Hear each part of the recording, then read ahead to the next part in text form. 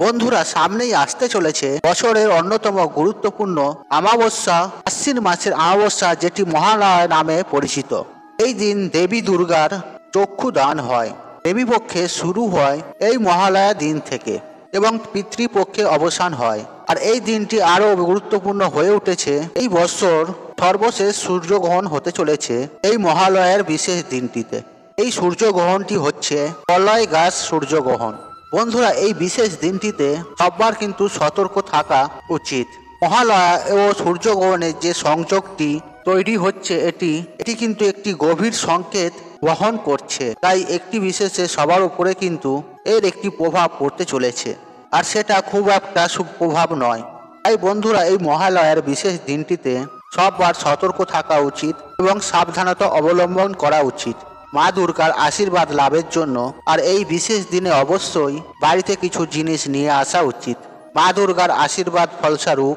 আর সেই জিনিসগুলি যদি বাড়িতে নিয়ে আসা যায় বন্ধুরা, তাহলে যে কোনো নেতিবাচক শক্তি থেকে আপনি আপনার পরিবারের রক্ষা করতে পারবেন। আপনার পরিবারে কেউ কোনো অমঙ্গল করতে পারবে না। বন্ধুরা, সামনে যে সময়কালটি আসছে সেটি খুব একটি শুভ সংকেত দিচ্ছে না। তাই বন্ধুরা, ব্যক্তি বিশেষে নিজের পরিবারকে রক্ষা করার জন্য এই সামান্য পদক্ষেপ অবশ্যই নেওয়া উচিত। মা দুর্গার আশীর্বাদ ধন্য এই জিনিসগুলি মহালয়ার বিশেষ দিনে যদি আপনি বাড়িতে নিয়ে আসেন, তাহলে মা দুর্গার আশীর্বাদ কিন্তু সারা বছর আপনার পরিবারের ওপর বর্ষিত হতে পারে। আর আপনার পরিবারে চেয়েও কেউ কোনো ক্ষতি করতে পারবে না। এই বছর মহালয়া পড়েছে কবে, চলুন আগে সেটি জেনে নিই, এবং সূর্যগ্রহণ কখন থেকে লাগছে। আর মহালয়া পড়েছে বাংলার 15ই আশ্বিন 1431 আর ইংরাজি 2রা অক্টোবর 2024 বুধবার দিন। আর এই দিনই পড়েছে এই বছরের সূর্যগ্রহণ। গ্রহণ স্পর্শ রাত্রি 9টা বেজে 13 মিনিট, আর গ্রহণ মধ্য রাত্রি 12টা বেজে 15 মিনিট, আর গ্রহণ সমাপ্তি রাত্রি 3টে বেজে 17 মিনিট, আর গ্রহণ স্থিতি হচ্ছে 6 ঘন্টা 4 মিনিট। বন্ধুরা, এই গ্রহণটি হচ্ছে বলাই গাছ গ্রহণ। আর যেহেতু বন্ধুরা এটি রাত্রিবেলা হচ্ছে, তাই বন্ধুরা এটি ভারতবর্ষে দৃশ্যমান নয়। তবে বন্ধুরা, ভারতবর্ষে দৃশ্যমান না হলেও অমাবস্যার ও পূর্ণিমার মতো এই গ্রহণের প্রভাব কিন্তু আর সকল ভারতবাসীর উপরেই পড়বে কিন্তু। তবে হ্যাঁ বন্ধুরা, এই গ্রহণ এবং মহালয়ের সংযোগকে সাবধানতা অবলম্বন করা উচিত এবং মা দুর্গার আশীর্বাদ ধন্য এই জিনিসগুলি অবশ্যই মহালয়ের বিশেষ তিথিতে বাড়িতে নিয়ে আসা উচিত বন্ধুরা। এবং এই দিনে কি কি সতর্কতা আপনারা অবলম্বন করবেন, এই বিষয়েতে আপনি আজকের ভিডিওতে আপনাদের জানিয়ে দেব। বন্ধুরা, প্রথম যে জিনিসটি আপনারা নিয়ে আসবেন, আর সেটি হচ্ছে একটি পদ্ম ফুল। পদ্ম ফুল দেবী দুর্গার অত্যন্ত প্রিয় ফুল, তাছাড়া মা লক্ষ্মীরও অতি প্রিয় ফুল। পদ্ম ফুল আবার নানা রকমের হয়, সাদা পদ্ম, গোলাপি পদ্ম ও নীল পদ্ম। এক একটি রঙের পদ্ম ফুল এক একটি দেবী ও দেবতাকে অধিক সন্তুষ্ট করে। পদ্ম ফুল পেলে সমস্ত দেবতারা অত্যন্ত সন্তুষ্ট হন এবং আশীর্বাদ দিয়ে থাকে।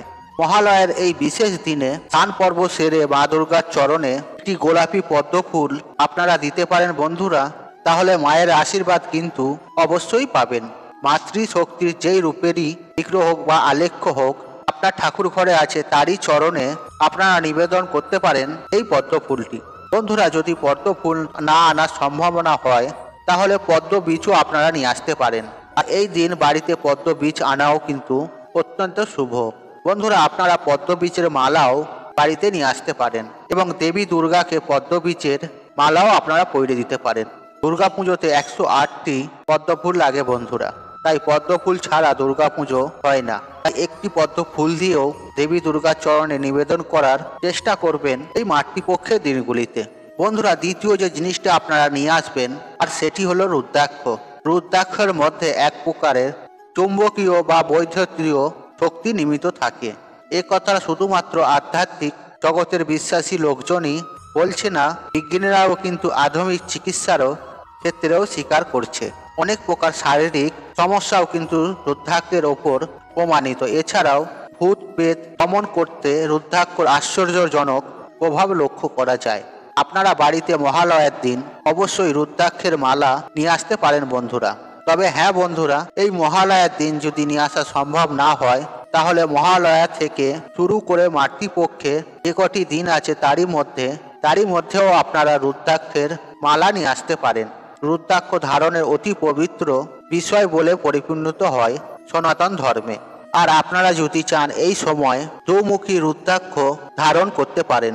দুমুখী রুদ্রাক্ষ হচ্ছে হর পার্বতীর তত্ত্ব, শিব ও শক্তির যুগপথ এর মধ্যে অবস্থান করে, তাই একে অর্ধ নারীর খাদ্য হিসেবে ধরা হয়। আর নিয়ন্ত্রণ গ্রহ হচ্ছে চন্দ্র। আধ্যাত্মিক তৃপ্তির জন্য এই রুদ্রাক্ষ ধারণ করতে পারেন।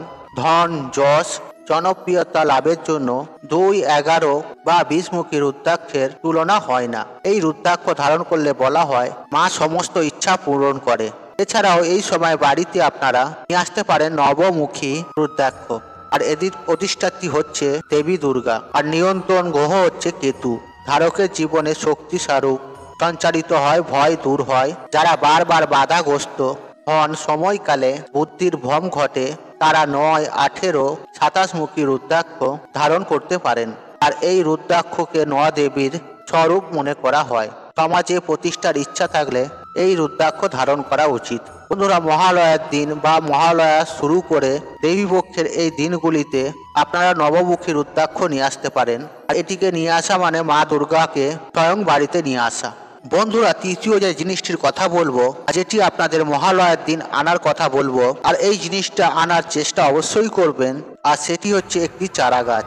এবং এই চারা গাছটি হচ্ছে নীল অপরাজিতা গাছ। হ্যাঁ বন্ধুরা, নীল অপরাজিতা ফুলের গাছ কিন্তু বাস্তুমতে এবং জ্যোতিষশাস্ত্র মতে একটি পরিবারের জন্য অত্যন্ত শুভ ও শক্তিশালী। এই গাছটি একটি পরিবার থেকে সমস্ত নেতিবাচক শক্তি দূর করে এবং বাড়ির পরিবেশ ভালো থাকে এবং ঘরের সমস্ত বাস্তু দোষ দূর করে। যে বাড়িতে অপরাজিতা ফুলের গাছ রয়েছে সেই বাড়িতে রক্ষা করে স্বয়ং মা দুর্গা, এবং সেই পরিবারের ওপর কেউ কিন্তু খারাপ কাজ করতে পারে না। বন্ধুরা, অপরাজিতা ফুলের গাছ যে কোনো বাড়িতে রাখা অত্যন্ত ভালো। এই গাছটি শুভ সময়ে ইঙ্গিত দিয়ে থাকে এবং সমস্ত দেবী দেবতাদের অত্যন্ত প্রিয় এই নীল রঙের অপরাজিতা ফুল। তাই এই ফুল দিয়ে যদি দেবীকে পুজো দিতে পারেন, আত্মশক্তি যে কোনো রূপের পুজো দিতে পারেন, তাহলে কিন্তু যে কাজের জন্য এই পুজোটি করছেন এই কাজে সফলতা পাওয়া যায়। তাই বন্ধুরা, এই মহালয়ার দিন বাড়িতে নিয়ে আসুন একটি নীলকণ্ঠ ফুলের গাছ এবং এই গাছটি আপনার বাড়ির উঠোনে উত্তর পূর্ব কোণে নিজের হাতে লাগিয়ে দিন। এই গাছটি লাগানো অত্যন্ত ভালো এবং লাগানোর জন্য মহালয়ার দিনটি অত্যন্ত ভালো। আর যদি মহালয়ার দিন একান্ত লাগানো সম্ভব না হয়, তাহলে মহালয়ার দিন থেকে শুরু করে দেবীপক্ষে যে কোনো দিনই কিন্তু অবশ্যই এই নীল রঙের অপরাজিতা ফুলের গাছ আপনার বাড়ির উঠোনে লাগাবেন। আপনারা উঠোনেও লাগাতে পারেন অথবা টবেও লাগাতে পারেন, তবে হ্যাঁ, উত্তর পূর্ব কোণে কিন্তু অপরাজিতা ফুলের গাছটিকে কিন্তু লাগাবেন। মহালয়ার এই দিনটিতে আপনার বাড়িতে নিয়ে আসতে পারেন 16 সিঙ্গারের সামগ্রী। বন্ধুরা, মা দুর্গাপুজোর সময় দেবীকে 16 সিঙ্গারের সামগ্রী দেওয়া হয়। আমরা নতুন বস্ত্র মাকে দিই, আলতা সিঁদুর মায়ের জন্য দিই। এই যে সামগ্রীগুলো মাকে আমরা নিবেদন করি দুর্গাপুজোতে, সেইগুলোতে এই জিনিসটি আনার জন্য মহালয়ের দিনটি অত্যন্ত ভালো। তাই বন্ধুরা, দেবী দুর্গাকে আপনারা সামগ্রী দিতে চান দুর্গাপুজোতে, আর সেগুলি আপনার মহালয়ের দিন কিন্তু নিয়ে আসতে পারেন। এছাড়াও আপনারা বাড়িতে নিয়ে আসতে পারেন রূপোর কয়েন বা রূপোর যে কোনো জিনিস বাড়িতে নিয়ে আসতে পারেন মহালয়ার এই দিনটিতে। আপনার পুজোর কোনো জিনিস, ঠাকুর ঘরের জিনিস কোনো নেয়ার থাকে, আর সেটি কোনো ধাতব জিনিস হয়, মানে রূপোর তৈরি জিনিস বা পিতল কাঁসারের জিনিস অথবা সোনার জিনিস ঠাকুরকে নিবেদন করতে চান, তাহলে সেই জিনিসটি আনতে চান, তার জন্য এই মহালয়ার দিনটি অত্যন্ত ভালো। সেই দিন বাড়িতে ধাতব জিনিস ও নিয়ে আসতে পারেন, তবে কিছু সতর্কতা সববার কিন্তু অবলম্বন করে চলা উচিত। এই বিশেষ দিনটিতে আমিষ জাতীয় খাবার বাড়িতে ঢোকাবেন না, রাঁধবেনও না, খাবেনও না। এই মহালয়ার দিনটিতে নিরামিষ খাবার গ্রহণ করার চেষ্টা করবেন। আর এই দিন কাউকে আঘাত দেবেন না, মানে বাড়ির কাউকে এমন কথা বলবেন না তাতে তিনি মনে কষ্ট পান, তাকে কিন্তু এক প্রকার আঘাত দেওয়াই হলো। তাছাড়া পশু পাখি কাউকে ঢিল ছোড়া বা কোনো রকম এমন কাজ করবেন না তাতে যারা ব্যথা পায়। এবং সেই দিন বৃক্ষ ছেদন করাও কিন্তু অত্যন্ত খারাপ। ও গাছ কাটবেন না বা গাছ তুলবেন না, বরং তার বদলে সেদিন বৃক্ষ রোপণ করার চেষ্টা করবেন, তাহলে কিন্তু মায়ের আশীর্বাদ পাবেন। পশু পাখিকে কিছু খাবার দেওয়ার চেষ্টা করবেন, জল দান করুন, অধিক পূর্ণ ফল পাবেন। বন্ধুরা, এদিন আপনার বাড়ির দরজা থেকে যেন কেউ খালি হাতে যায় না, সেই বিষয়েও কিন্তু খেয়াল রাখবেন। আপনার বাড়ির দরজায় যেই আসুক না কেন, তিনি ভিক্ষুক হোক, ব্রাহ্মণ হোক বা যেই হোক, আপনার দরজায় যেই আসবে তাকে আপনি আপনার সাধ্য মতন সামর্থ্য অনুযায়ী কিছু না কিছু সামগ্রী তাকে দিয়ে তাকে বিদায় দিন। বাড়ির পরিবেশ ইতিবাচক রাখার চেষ্টা করুন। ঝগড়াঝাটি, কলহ, বিবাদ, অশান্তিতে সেই দিন জড়াবেন না। সবার সঙ্গে ভালো ব্যবহার রাখুন, তাহলে কিন্তু দেবী দুর্গার আশীর্বাদ সদা সর্বদাই অবশ্যই পাবেন। তার সাথে সাথে ঘর দুয়ার পরিষ্কার পরিচ্ছন্ন রাখুন।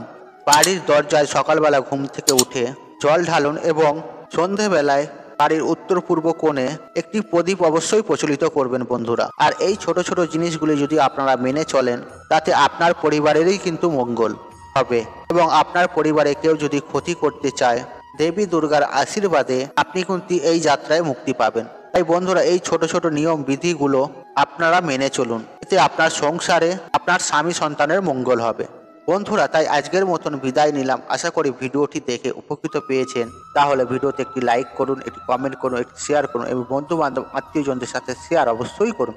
মনে রাখবেন, আপনার একটি শেয়ার অনেক মানুষকে উপকৃত করে তুলতে পারে। আর আপনি যদি আমার চ্যানেলে নতুন হয়ে থাকেন, তাহলে চ্যানেলটি অবশ্যই সাবস্ক্রাইব করুন এবং পাশে থাকা নোটিফিকেশন অন রাখুন, কারণ এইরূপ নিত্য নতুন ভিডিও সবার আগে দেখার জন্য। ঈশ্বর আপনার মঙ্গল করুক। আপনি সুস্থ থাকুন, নিরোগ থাকুন, আপনার দিন মঙ্গলময় হয়। জয় মা দুর্গা, জয় মা দুর্গা।